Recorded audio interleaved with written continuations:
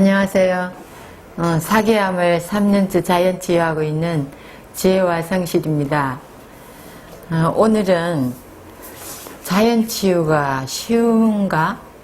아니면 항암치료가 쉬운가? 이거에 대해서 좀 진지하게 말씀을 드려봤으면 좋겠습니다.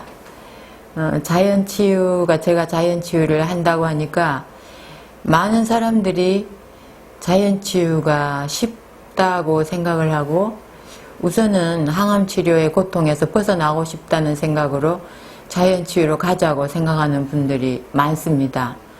그런데 제 생각에는 단순하게 생각할 문제는 아니라고 보거든요. 그래서 좀 더 신중하게 어느 방향으로 잡을 것인지 좀 더 신중하게 컨셉을 잡고, 어차피 우리는 목숨을 걸고 있는 질병이에요.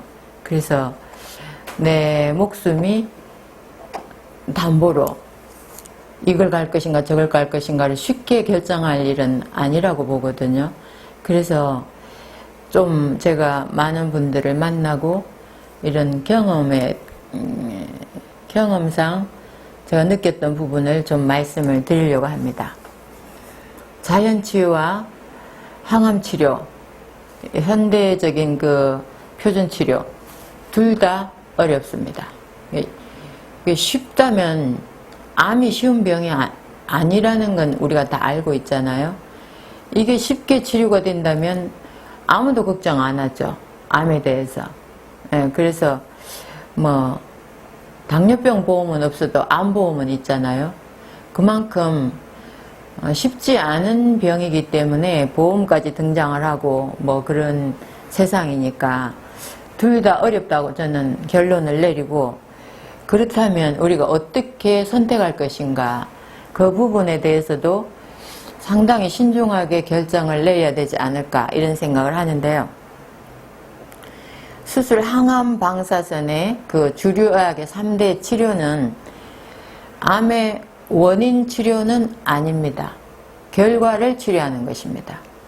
결과를 치료한다는 게 전홍준 박사님의 책이나 또 많은 책에 3대 암 치료는 결코 원인 치료는 될 수가 없다고 나옵니다.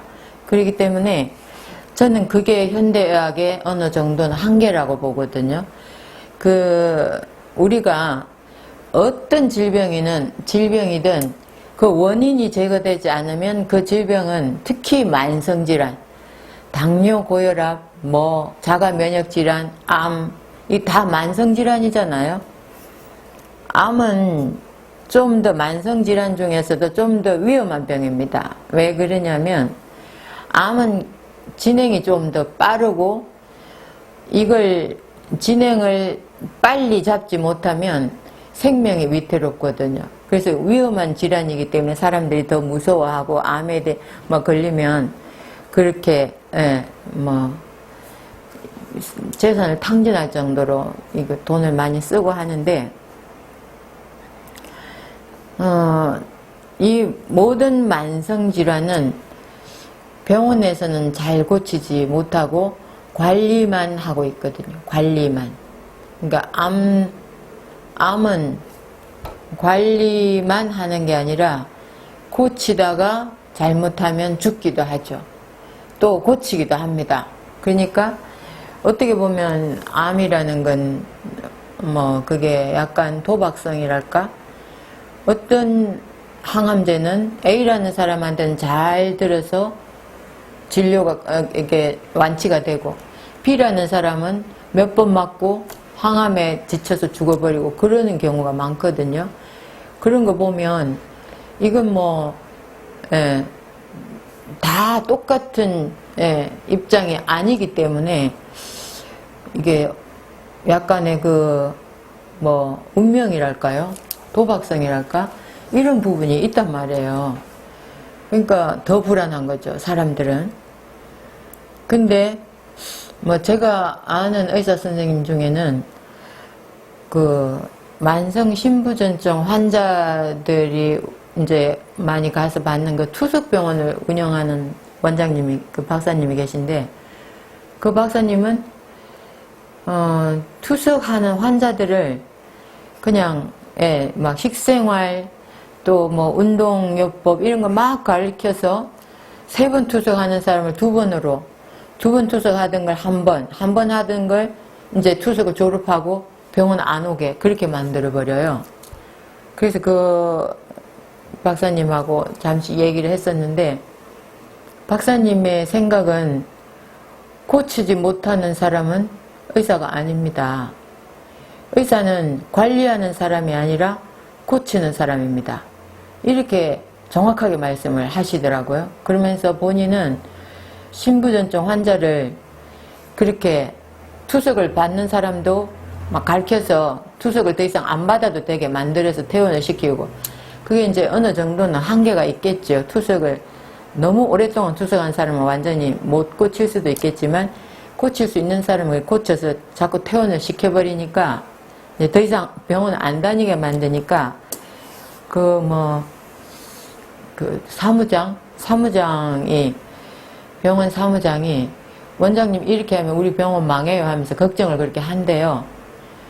그런데 저는 그분의 그 지론, 그 가치관이 굉장히 훌륭해서 제가 아는 그 신부전 환자들을 그 병원으로 많이 보냈어요. 가서 치료받으면서 완전히 고치시오. 이렇게 소개를 많이 해줬습니다. 갔는지 안 갔는지는 모르겠습니다. 그러니까 그런 의사 선생님이라면 뭐 환자 걱정 안 해도 되지 않을까.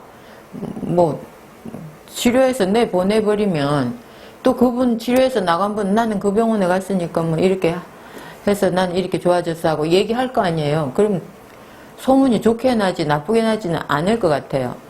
그래서 그런 사무장이 걱정을 한다길래 걱정 안 해도 될 것 같은데 그런 생각을 했는데, 그런 의사 선생님들이 이제 상당히 많아요. 그리고 뭐 많이 비싸게 받지도 않아요. 근데 그런 분들이 몇 분 제가 아는 분들이 정신과 선생님도 계시고, 근데 그분은 또 우리나라에서 유명한 정신과 의사 선생님 한 분은 약을 환자들한테 계속 줄여요. 그래서 약 많이 먹으면 절대 정신질환을 벗어나지 못한다. 약을 가능하면 줄여라 해서 정신질환을 개선을 시켜주는 그런 의사 선생님 제가 알고 있고요. 또 암도 꼭 수술이 필요한 사람은 수술을 하고 항암이 필요한 사람은 항암을 해라. 그런데 통합적으로 이게 다른 것도 같이 해라, 병행을 해라 해서 가르쳐주고 하시는 의사 선생님도 제가 알거든요. 우리나라에서 몇 분 계세요. 그래서 그런 그 의사 선생님이 진짜 의사 선생님이라는 생각이 들어요. 왜 그러냐면 낫게 하려는 의지가 강하니까. 환자를 낫게 하려는 의지.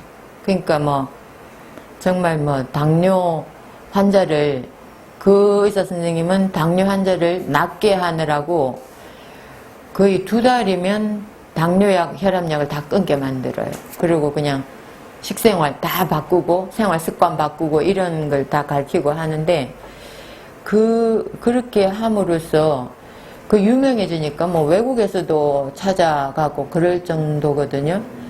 그러니까 꼭 내가 당장 저기 해서 환자가 많아야 된다는 생각보다 고쳐야 된다는 생각이 앞서는 의사 선생님들의 인기가 많은 것 같아요. 근데 이제 그 박사님 얘기가 암도 마찬가지다. 현대의학이 암 완치 성적이 낮은 것은 암의 원인에는 관심이 없다.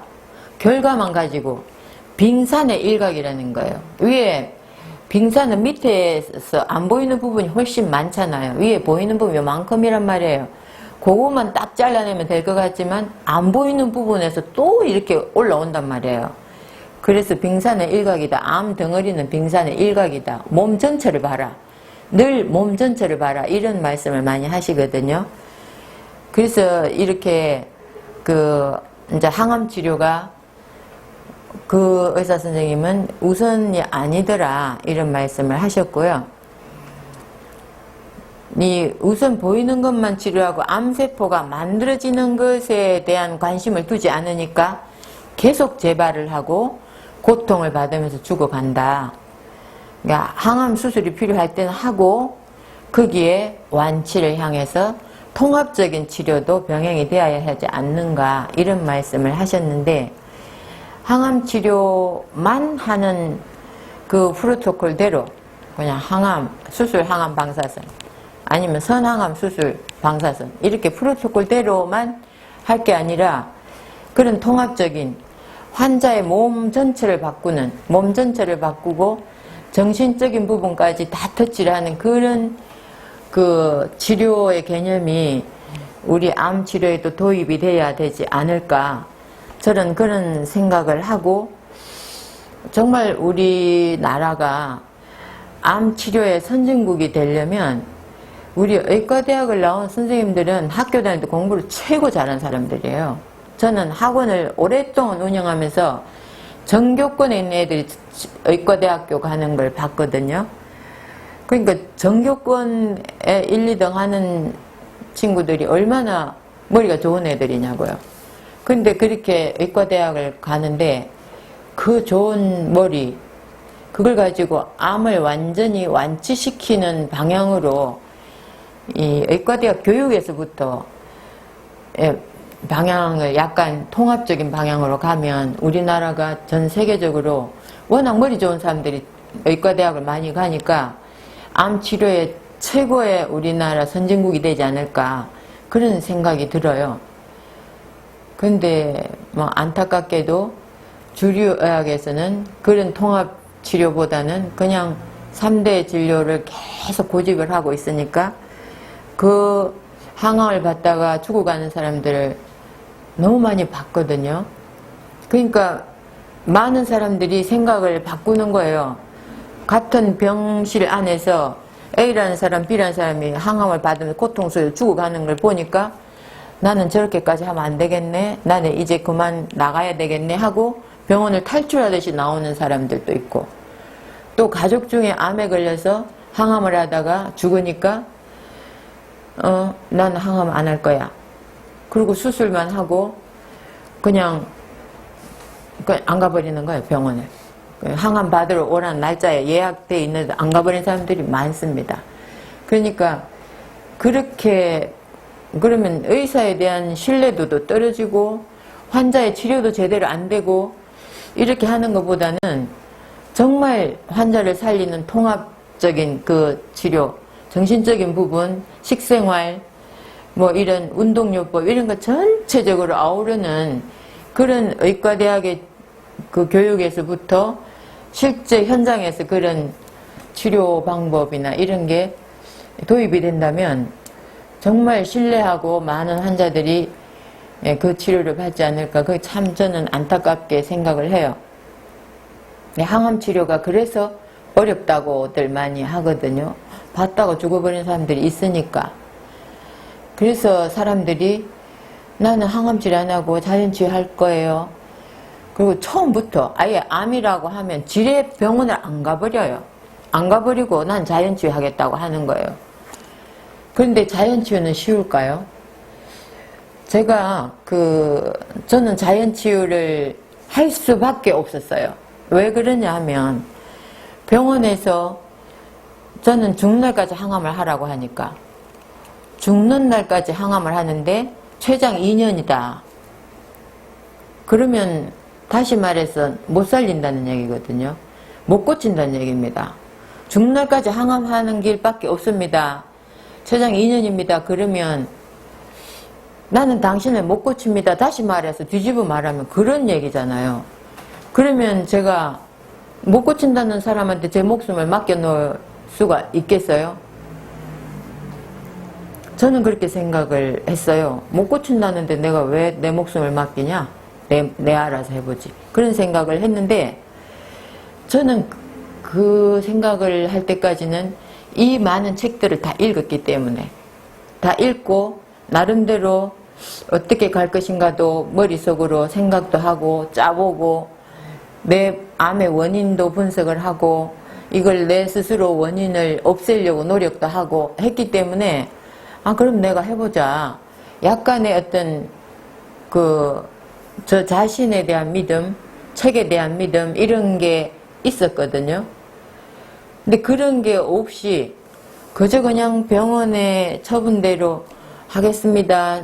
그냥 단 한 달이라도 더 길게 살면 길게 살면 좋지 않을까 이런 생각만 하다가 잘못되는 경우가 있으니까 많은 사람들이 이제는 암에 걸려서 이렇게 암입니다 하면 아예 안 가버려요. 그러면서 나는 자연치유 하겠다고 고집을 부리는데, 근데 저는 그것도 참 무모하다고 생각이 되는 게, 자연치유를 하려면 자연치유가 어려운 건 정해진 매뉴얼이 없습니다. 지금까지 자연치유로 정해진 매뉴얼대로 해도 심지어는 그 책이 어디 갔지? 그 책을 쓰신 박사님도 본인이 전홍준 박사님이에요. 본인도 똑같은 매뉴얼로 들어가도 어떤 환자는 살고 어떤 환자는 죽더라는 거예요. 그래서 본인도 정상까지 못 갔다. 그러니까 이게 암이라는 게 정복하기는 정말 힘들다. 그런 말씀을 하셨는데, 제 생각에도 암 자연치유에 대한 정해진 매뉴얼이 없기 때문에 어떤 사람은 잘 살고 어떤 사람은 죽어요.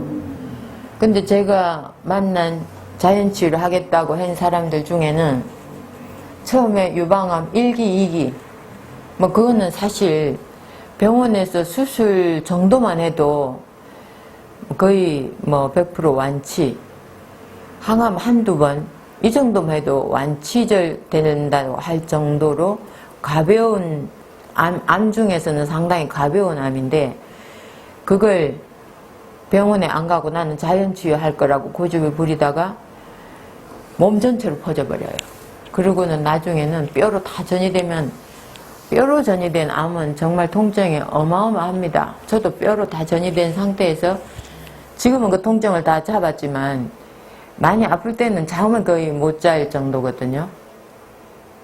그런데 그렇게 뼈로 전이되고 이제 와서 어떻게 하면 좋겠냐고 저한테 상담을 하러 오시는 분들이 있어요. 왜 진작에 병원에서 그 정도 암이라면, 저는 사기암이었고 수술이 불가능하다고 했기 때문에 불가능하다고 했고 중날까지 항암하라고 했기 때문에 제가 자연치유에 대한 공부를 정말 목숨 걸고 했고 열심히 했고 자연치유로 갈 수밖에 없는 선택의 여지가 없었습니다.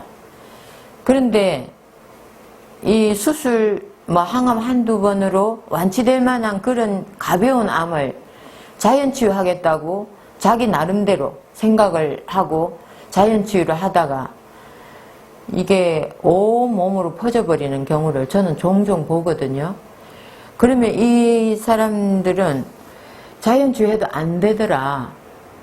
그래서 이제 그런 사람들한테 자연치유 뭐뭐 했냐고 물어봤어요. 이제 저한테 상담을 오시는 분들한테, 자연치유 하다가 잘못된 사람들한테. 그러면 그 음식 자연식으로 먹었고 현미밥, 채식 현미밥, 그게 이제 기본으로 다 알고 있어요. 워낙 많이 책에도 많이 나오고 유튜브에도 많이 얘기하고, 그리고 운동 3가지 했다. 3가지는 충실히 했다 얘기를 해요. 그리고 어떤 분은 어디 교회 요양병원 요양원 같은 데 가서 하나님께 모든 걸 맡겨라, 정신적으로 신앙이 확실하면 이렇게 된다 해서 이제 늘 기도만 했다. 자연 현미밥, 채식, 기도 이것만 했다. 이런 사람도 있었어요. 그래서 제가 그런 얘기를 들으면서 그러면서 이제 완전히 악화돼서 암이 뼈로만 가는 게 아니고 뇌로도 올라가고 난리가 났더라고요. 그래서 참 이게 이 자연치유가 쉬운 건 아니라는 생각을 그들을 보면서 자연치유 하면서 더 악화된 사람들을 보면서 아, 자연치유가 쉬운 게 아니구나. 정말 치열하게 해야 되는구나. 이런 생각을 하거든요. 그래서 이제 제가 이렇게 암 자연치유에 대해서 저도 나름대로 어느 정도는 개선이 됐으니까 이게 제가 공부한 내용이 저 혼자 알고 있기는 좀 아깝고, 예, 또 저처럼 처음에 암 진단받고 너무 막막하고 뭐 어디 가서 물어볼 데도 없고 하는 분들이 분명히 계시죠. 그래서 제가 유튜브에도 올리고 매주 토요일은 또 실제 이렇게 만나서 상담도 하고 강의도 하고 이런 시간을 갖습니다. 그런데 유튜브에서는 사실상 뭐 제가 하는 모든 걸 밝히기는 힘들어요. 왜 그러냐면 방송이라는 게 퍼나르기도 쉽고요. 또 뭐 제가 뭐 이거 먹고 있다, 제가 뭐 먹는 거 얘기하면 뭘 팔아먹네, 비싼 거 팔아먹네, 뭐 뒷말이 또 많아요. 그러니까 그걸 다 밝히고 싶지가 않더라고요. 그래서 그냥 기본만 얘기를 하고, 또 가르치는 게 이제 흡선이라는 게 있는데 그것도 이 유튜브에서 올리지 않아요. 제가 왜 그러냐면 그거 퍼나르다가 또 뭐 사실 돈 안 받고 하면 의료법 위반은 아닌데 그게도 코에 걸면 코걸이, 귀에 걸면 귀걸이라고, 그것도 뭐 의료법이 어찌됐냐 하면 막 골치 아픈 게 저는 스트레스만 받을까봐 안 올립니다. 아예 안 올리고 저를 만나러 오시는 분만 가르쳐드려요. 무료로 가르쳐드려요. 이거 배워서 직접 하시라고. 그리고 오시면 이제 제가 아침에 일어나서 처음부터 하는 운동에서부터 뭐 커피, 관장, 먹는 거, 또 저기 반신욕 그 하루에 일과를 다 맨발 걷기에서부터 다 일과를 말씀을 드려요. 그리고 이걸 따라 그대로 해보시라고. 하루 일과를 다 말씀을 드리고 가르쳐 드리죠. 또 이게 뭐 등에 하는 흡선 이런 것도 다 가르쳐 드려요. 이대로 하면 된다. 그거는 뭐 10살짜리도 할 수 있는 거예요. 제대로만 배우면. 그래서 다 가르쳐 드리고 갑니다. 그리고 나서 한 몇 달 있다가 얼굴이 사색이 돼서 또 찾아오세요. 그래서 재발이 됐다는 거예요. 그래서 그러면 그동안 뭐 하셨어요? 가르쳐 드린 거 하나도 실천 안 했어요. 그리고는 현미밥 먹고 뭐 산에 가끔씩 가고 그 정도 하셨다고. 그러면 왜 이거 안 했어요? 그러면 귀찮아서 효과가 있을까 싶어서 이렇게 안 했어요. 근데 재발되고 나면 이제 그때 마음이 급해서 이제 시작을 해요. 그런 경우도 보고 하는데, 자연치유에 대해서 너무나 가볍게 생각해도 안 된다는 거죠. 자연치유가 그렇게 쉬우면 누가 못하겠어요. 먹는 것도 굉장히 따져야 되고, 먹는 방법에서부터 물을 먹는 거, 또 뭐 고기를 이렇게 물론 뭐 채식만 했어도 안 돼요. 제가 봤을 때는 그래요. 저는 많은 암 환우들을 만나보면서 뭐 현미, 채식, 녹주 뭐 이것만 먹어라, 그것만 갖고도 안 되는 사람도 있더라는 거죠. 그걸 먹으면서 계속 살이 빠지고 나중에는 혈압이 떨어져 버려요. 그리고 기력이 없어져요. 그래서 조금 좋은 고기나 좋은 생선이나 정말 좋은 계란, 계란도 좋은 거는 좀 돈을 줘야 됩니다. 싸구려 계란, 우리가 싸구려 좋아하다가 이 암에 걸리기 쉽거든요. 그래서 어느 정도는 연결지수가 높아질 수밖에 없다고 저는 생각을 해요. 그래서 이런 걸 이제 제대로 안 먹고, 또 많은 분들이 이번 한 번쯤에 어떠라고 하고 외식을 해요. 그거 저한테 그래요. 오늘 통닭 먹었는데 괜찮은 것 같아요. 한 번쯤 먹는 건 뭐 먹고 싶은 거 먹어야지 뭐. 이런 얘기도 하시고, 오늘 피자 먹었는데 너 오랜만에 먹으니까 너무 맛있어요. 이런 얘기도 하시고. 저는 좀 이해 불가예요. 이해 불가. 예. 암 환자가 철저하게 지키지 않으면 절대 안 된다고 생각하는 게 제 생각이거든요.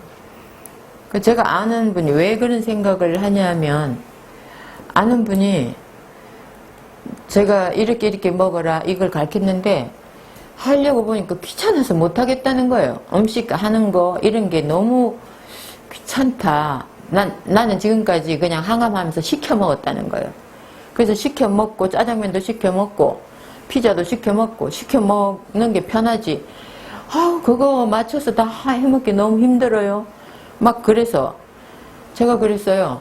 그게 힘들면 내 목숨이 위태로운다는 생각은 안 하냐.